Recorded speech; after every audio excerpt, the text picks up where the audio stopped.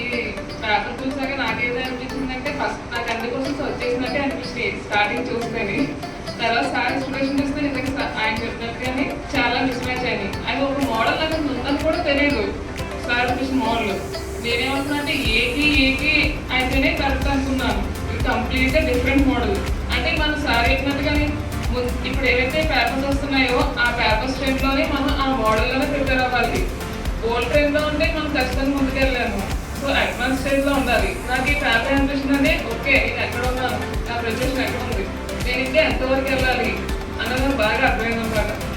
So ఈ paper నాకు చాలా యూస్ఫుల్. క్వశ్చన్ పేపర్ 150 ఉన్నప్పటికీ అది 150 కాదు, నాకు ఆల్మోస్ట్ ఒక 500 క్వశ్చన్స్కి ఈక్వల్గా అనిపించింది.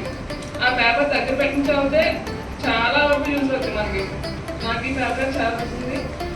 ఈ టెస్ట్ పెట్టినందుకు నేను షైనింగ్ కి ట్రై చేస్తాను అందరికీ. అందరితో థ్యాంక్స్.